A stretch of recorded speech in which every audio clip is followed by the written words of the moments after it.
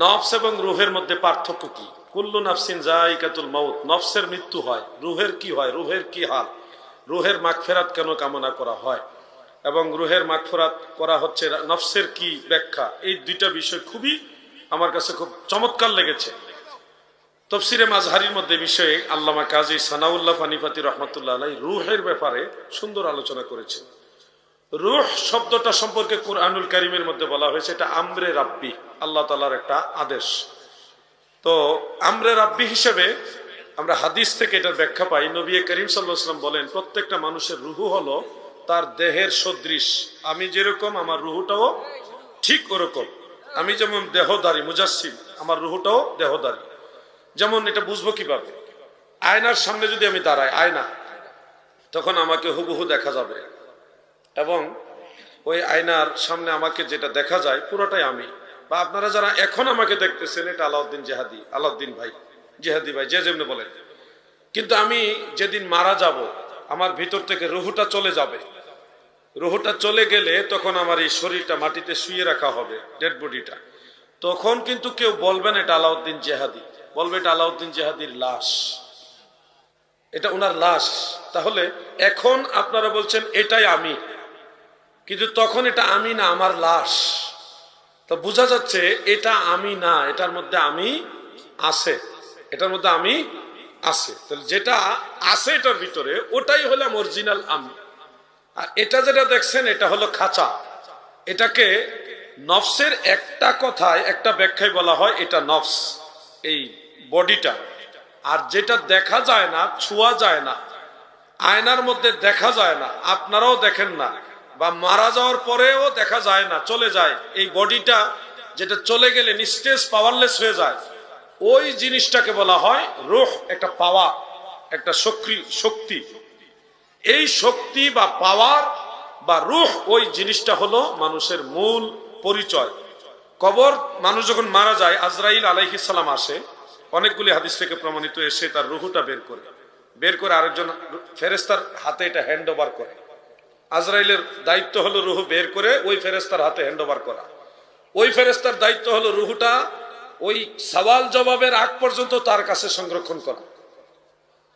প্রথমে কিন্তু মরে গেলে ইল্লিন সিজ্জিন হয় না, মরে গেলে রূহটা আজরাইলের কাছ থেকে ওই ফেরেশতার কাছে, ওই ফেরেশতার নাম হলো রুম্মান ফেরেশতা, তার কাছে হ্যান্ড ওভার করা হয়।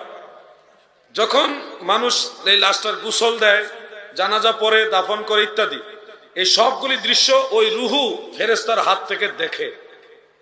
দাফন করে সব মানুষ চলে যাওয়ার পরে রুম্মান ফেরেশতার দায়িত্ব হলো হয় সরাসরি কবরে, না হয় আলমে মেসালে একটা কবর সদৃশ এই পরিবেশ তৈরি করে সেখানে তাকে এই জাগ্রত করা হয়। জাগ্রত করে মানে রুহুটা তার শরীরে প্রবেশ করানো হয়। এরপরে সওয়াল হবে, জবাব দিতে পারলে তার রুহু নিয়ে যাবে ইল্লিনে, আর না দিতে পারলে সিজ্জিনে, নিচে। আর যেটা ফিনিশ হয়ে যাবে এটা হলো নফস। কুল্লু নাফসিন যায়িকাতুল মাউত। মৃত্যুর সময় যে এই কষ্টটা হয়, মৃত্যুর কষ্ট, এটা হয় শরীরের, এই শরীরের। এবং এই শরীরটা আপনার আমার পচে যাবে, নষ্ট হয়ে যাবে, ফিনিশ হয়ে যাবে। কিন্তু হাসর ময়দানে আল্লাহ এই শরীরটাকে আবার আগের মতো করে তুলবে এবং রুহুটাও দিবে, পূর্ণাঙ্গ রূপে আপনাকে জাগ্রত করবে। তো রূহ এবং নফসের মধ্যে প্রধানত মৌলিক এটাই পার্থক্য যে নফস হলো বাহ্যিক অবয়ব, আর রূহ হলো অদৃশ্য, যেটা একটা পাওয়ার, যেটা শরীরের সদৃশ, বাহ্যিক শরীরের সদৃশ। তাসাউপপন্থীরা বলে রূহ মানুষের শরীরের কপালে থাকে, এইখানে হলো মানুষের রূহ থাকে। আর কিছু কিছু ভাইরা মনে করে যে নাভির নিচে থাকে, এটা অগ্রহণযোগ্য কথা। হযরত মুজাদ্দিদ আল ফিসানি আল ফারুকি রহমাতুল্লাহ আলাই, তিনি এই মাকতুবাত ইমামে রব্বানিতে লিখেছে রূহ থাকে কপালে। অতএব আপনাদেরকে এটুকুই বলবো, নফসের মৃত্যু হয়, কিন্তু নফসের মৃত্যু একবার হবে। আখেরাতে মানে কবরে, হাসরে, মিজানে, পুলসেরাতে বা জাহান্নামে যতই তার উপরে আযাব দেওয়া হবে, তখন আর এই নফসেরও মৃত্যু হবে না। মৃত্যু শুধু একবারই হবে, সেটা পৃথিবীতে মারা যাওয়ার পরে আর কোনো মৃত্যু নাই। আর রূহের কোনো মৃত্যু নাই, রূহ সবসময় জিন্দা, রূহ সবসময় জিন্দা, রূহের কোনো মৃত্যু নাই। নফসের মৃত্যু আছে, কোরআন এবং সুন্নাহর কোথাও এই ধরনের আমরা দলিল পাইনি যে রুহের মৃত্যু হবে। রুহের কখনো মৃত্যু হয় না, কারণ এটা আমরে রাব্বি।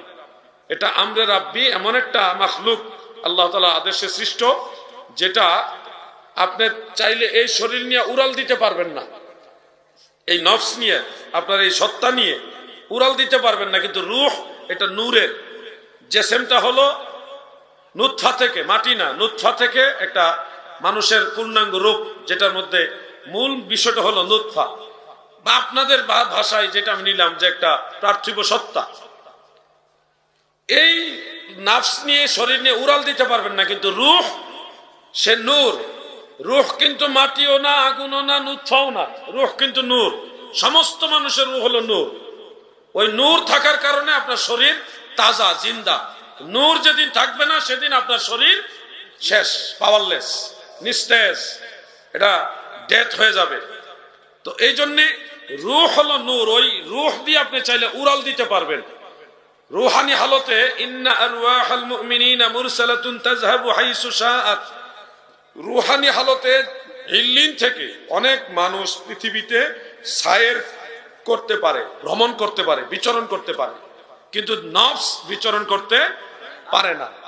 তাসাউফ পন্থীদের দৃষ্টিতে রূহ এমন একটা অবস্থান হয় যে কাদরিয়া তরিকার দৃষ্টিতে বলা হয় তেফলুল মাআনি, আর নকশবন্দিয়া মুজাদ্দিদিয়া তরিকার দৃষ্টিতে বলা হয় ওজুদ মাওহুব লাহু। মানে এমন একটা রুহানি, এমন একটা শক্তি, এই রুহুটা চাইলে একাধিক শরীরের অধিকারী হতে পারে এবং একাধিক জায়গায় যেতে পারে। এটা সবার জন্য না, যারা ওরকম সাধন করেছে। আর এই রুহুটা এমনিতে নরমালি আপনি মারা গেলেও বিচরণ করতে পারবে। যদি আপনি ইমানদার হন তাহলে সায়ের করতে পারবেন, কারণ এটার ওজন নাই, কিন্তু শরীরের ওজন আছে।